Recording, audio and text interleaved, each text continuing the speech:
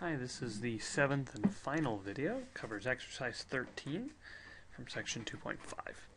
So in this problem, we're given three positive numbers, x, y, and z, and they sum up to 10.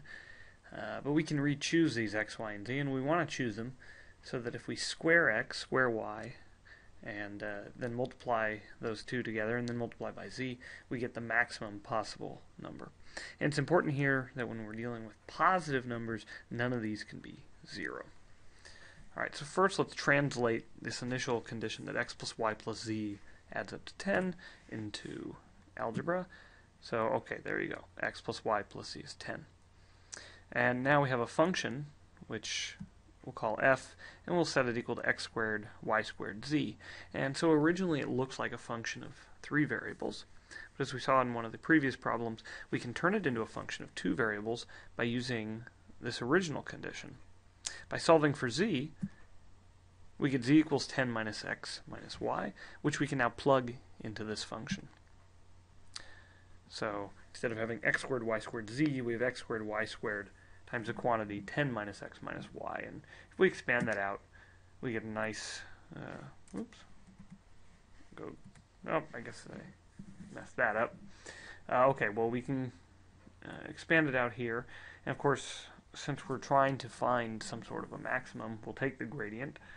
And there's your gradient function. And of course, we're looking for when the gradient is going to be 0. So if we set it equal to 0, then each component is 0. So we get these two guys equal to 0. Now here is the key point. Since we know that x and y are positive numbers, we can divide through by them. And if we look at, say, this top line, there's an x and a y, and this one's got an x and a y, and this got an xy. So we can get rid of a bunch of stuff. In fact, well, this top one had y squared in every one, so we get rid of all those y squared. And this bottom one has an x squared in each, so we can even get rid of an x squared y from that. So after we divide by xy squared on the top and x squared y on the bottom, we're left with these two equations.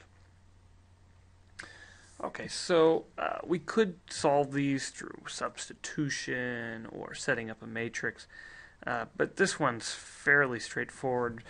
To just do a little guess and check, for instance, you notice that x and y are completely symmetric in these two things, so very good chance that the x will equal the y. But even just plug in a couple of numbers. Since they're going to be positive numbers, you might try x equals 3 or something like this. You fiddle around with it, and very quickly you see x can, if you set x equal to 4 and y equal to 4, this works. Okay. So there's our one critical point, x equals y equals 4. This, of course, would make z equal 2, since they all have to add up to 10. But let's check that we really get a maximum. So, taking this critical point, using the second derivative test, alright, well, let's see, we need all our second order partial derivatives. So, f(x) will be given by this equation, fyy by this, and fxy will be given by this. Whew, quite a bit. But all remember we have to do is plug 4 into it. And, well, it doesn't quite look it because it's written in a slightly different order, but if you rearrange these, you see it's completely symmetric in x and y.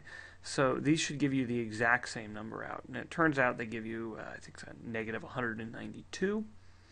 And if you plug 4 in for x and y here, you get negative 128. So the d we'll get will be negative 192 squared minus negative 128 squared. And, well, clearly this will be a positive number.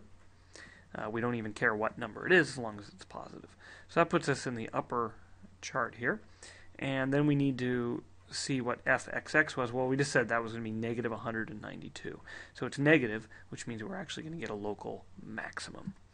And this tells us, really honest to goodness, when we set x equal to y equal to 4 is equal to 2, we're getting the maximum possible product of x squared, y squared times z. Alright, if you want to look at one of the previous problems, you can click on a link here.